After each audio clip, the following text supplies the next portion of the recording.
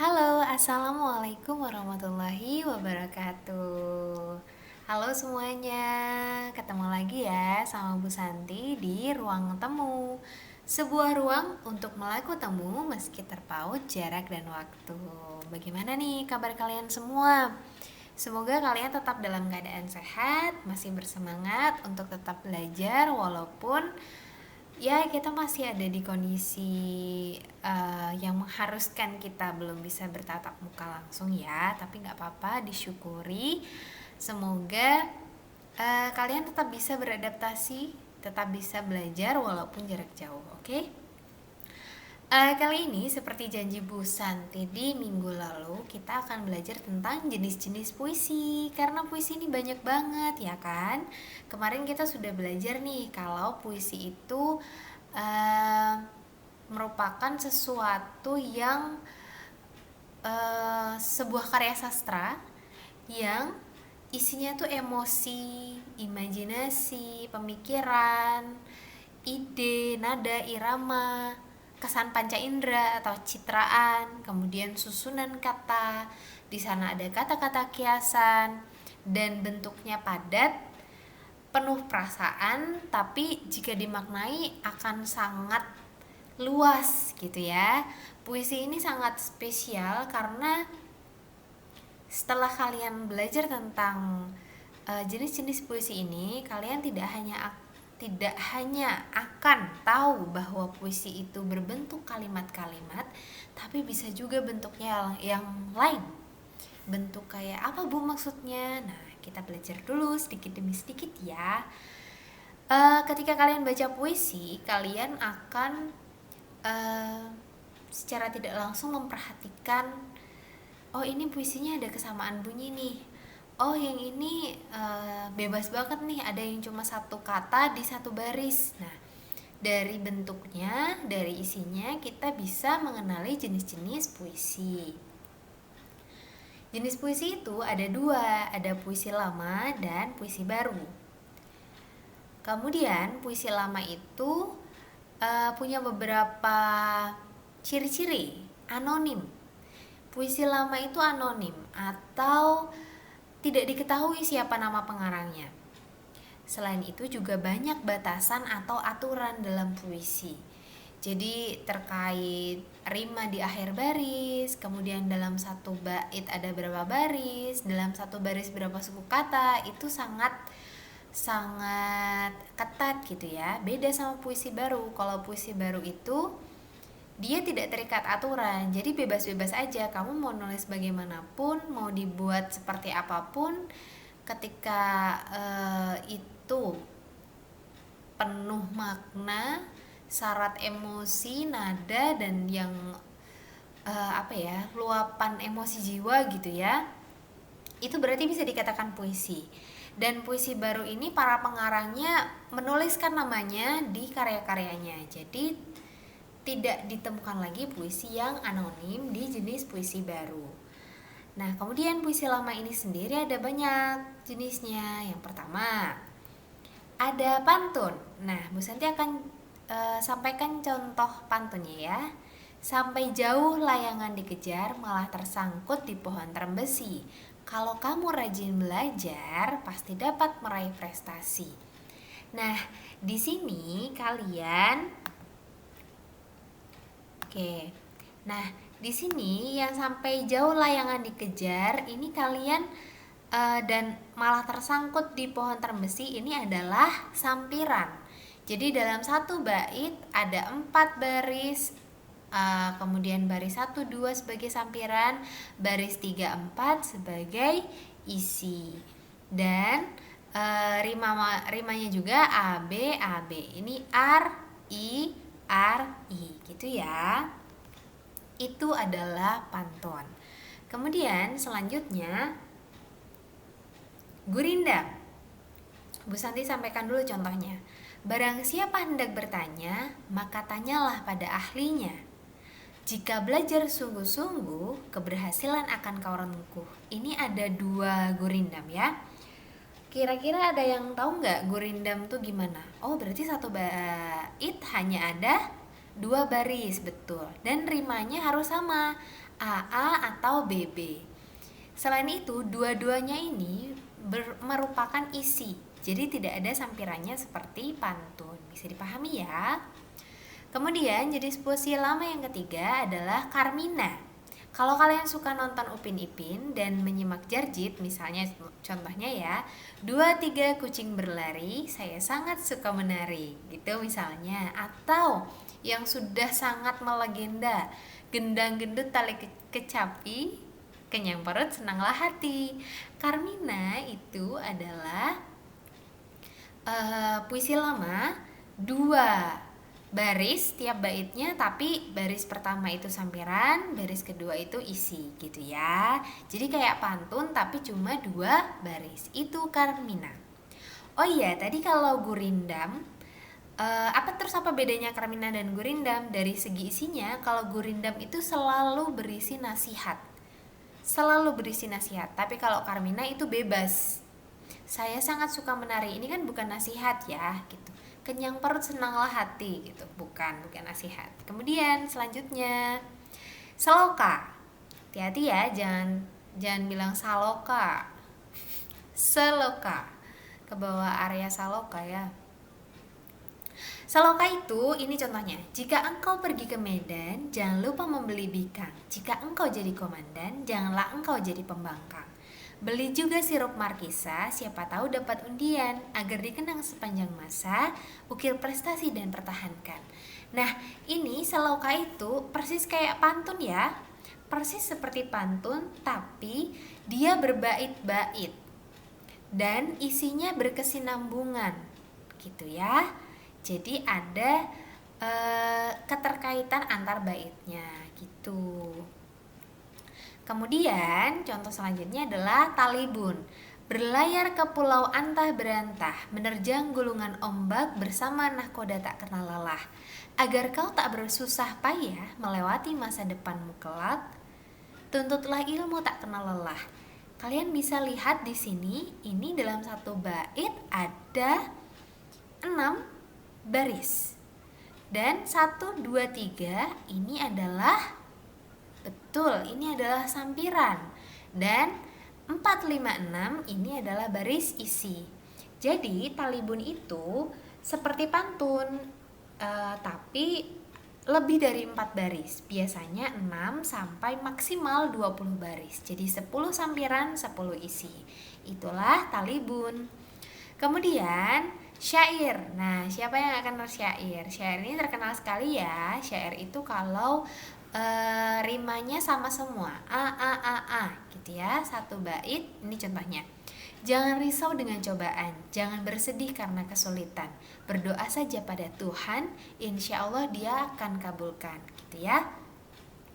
Rimanya sama semua, satu baris isinya satu bait isinya 4 baris, dan biasanya juga isinya tuh amanat gitu ya, tapi bisa bermacam-macam sih.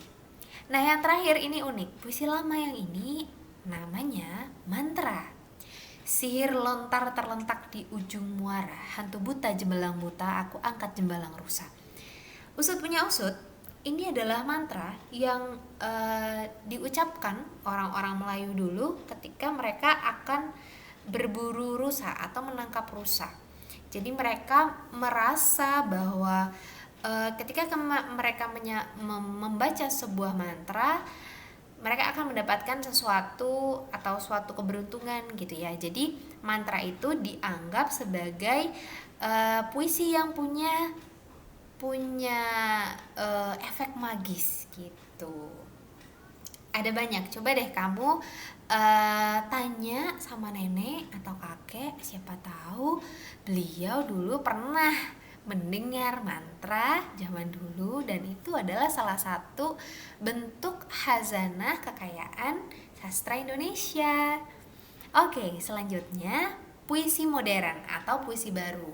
Kita bedakan 2 ya, jadi ada yang nanti berdasarkan isi dan yang kedua nanti berdasarkan bentuk. Sekarang kita ke yang berdasarkan isi dulu. Jadi yang pertama adalah balada. Balada itu adalah puisi yang bentuknya kisah. Kalian boleh deh cek puisinya W.S. Rendra, coba searching ya, judulnya Balada Pembungkus Tempe. Nah, itu adalah jenis balada. Jadi puisinya tuh mengisahkan sesuatu, prosais gitu ya. Yang kedua adalah himne. Ini adalah puisi pujaan untuk Tuhan atau pahlawan. Nah, kalau yang ini kalian bisa nih baca puisinya Chairil Anwar yang contohnya Diponegoro. Nah, itu mengisahkan tentang Pangeran Diponegoro, betapa kuatnya beliau, betapa tangguhnya Pangeran Diponegoro gitu ya, berjuang melawan penjajah. Kemudian ode. Ode itu puisi sanjungan untuk orang-orang yang berjasa. Dia tapi sanjungan ini uniknya dia menggunakan bahasa-bahasa yang sangat resmi dan membahas tentang kemuliaan gitu ya, membahas tentang kemuliaan karena memang sanjungan ya gitu. Kemudian epigram. Epigram ini adalah puisi ajaran atau tuntunan. Kemudian romansa. Romansa ini berisi puisi luapan cinta kasih pada siapapun, tidak harus pada kekasih ya, sama ibu, sama nenek, sama everyone, siapa saja. Kemudian yang keenam adalah elegi. Elegi itu adalah puisi yang isinya tentang kesedihan. Dan terakhir adalah satire, puisi berisi kritikan. Nah, ini unik, kamu boleh banget coba cek puisinya Gusmus atau Mustafa Bisri. Beliau adalah tokoh agama ya, tapi juga budayawan dan suka menulis puisi. Salah satu puisi satire beliau yang terkenal adalah Negeri Amplop-Amplop. Coba deh kalian share, siapa tahu kalian bisa menemukan sesuatu yang unik di situ gitu ya. Kemudian jenis puisi yang kedua adalah jenis puisi berdasarkan bentuk. Nah, di sini kalian bisa simak ada 8 jenis puisi yang batasannya adalah, bukan batasannya ya, tapi ciri-cirinya adalah tiap bait itu ada berapa baris gitu ya. Distikon ini 2, terzena ini 3, kuartren ini 4, queen itu yang sebait isinya 5, sektet itu kalau puisi 6 baris tiap bait, septim itu kalau 7 baris, oktav atau stanza itu 8 baris tiap bait, dan soneta itu puisi 14 baris. Ini bukan yang beda ya sama sonetanya siapa, Haji Roma Irama, bukan. Ini adalah soneta bentuk puisi modern.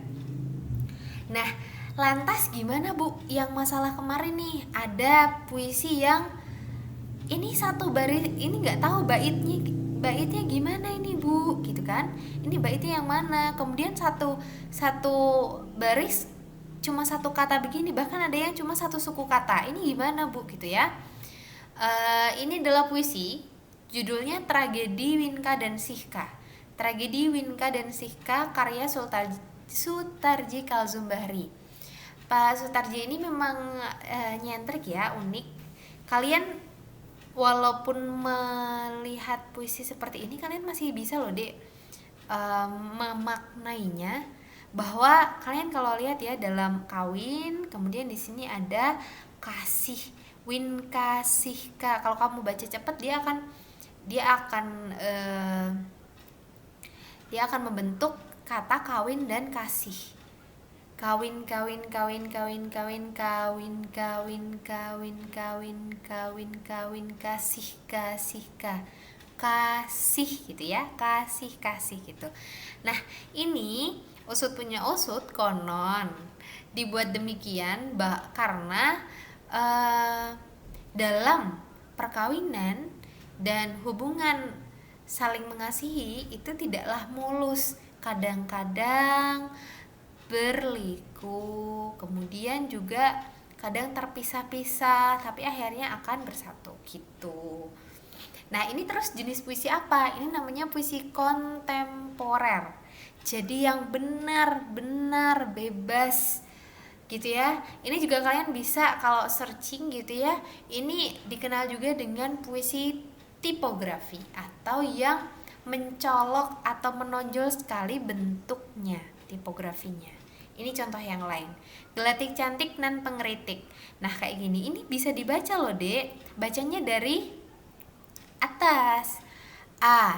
Ada Kau, aku juga, rasa bising mengoyak gelatik membawa dahan dan memekikkan. Ada tanya di balik tawanya, terbang tinggi gelatikku, ceria namun tika gelatikku kehilangan. Oh kau burung nan cantik pembawa dahan, siang akan segera berganti menjadi sepotong senja gitu. Jadi bacanya tetap per baris dari atas, tapi ini membentuk burung ya, burung gelatik ya. Jadi biar sesuai dengan judulnya. Nah, unik ya. Kemudian terus gimana Bu sama ini? Ini dia puisi yang paling nyentrik ya. Jadi puisi kotak 9 karya Pak Danarto ini isinya hanya kotak-kotak kecil membentuk satu kotak besar, jumlahnya ada 9 ya. Ini lebih bebas lagi mau dimaknainya. Nah, ini namanya puisi beling. Jadi puisi yang beling itu kan nakal ya kalau dalam bahasa Jawa itu. Jadi puisi yang nakal, yang benar-benar bahkan gimana mau dibilang kata-kata gitu ya, ini tidak ada kata-katanya gitu. Ini eh, ada seorang ahli yang bilang bahwa pengalaman puitik itu nir ujar. Nir ujar itu non verbal. Jadi sebenarnya kita bisa berpuisi tanpa menggunakan kata-kata, tanpa menggunakan kalimat-kalimat. Yang penting dia merupakan luapan emosi. Gitu. Nah, coba kamu share dong di kolom komen pengalaman kamu membaca sebuah puisi. Siapa tahu nanti yang lain akan bersemangat juga ikut membaca puisi gitu ya. Sekian dulu dari Bu Santi. Sampai jumpa. Kalau ada pertanyaan boleh komen di bawah. Wassalamualaikum warahmatullahi wabarakatuh.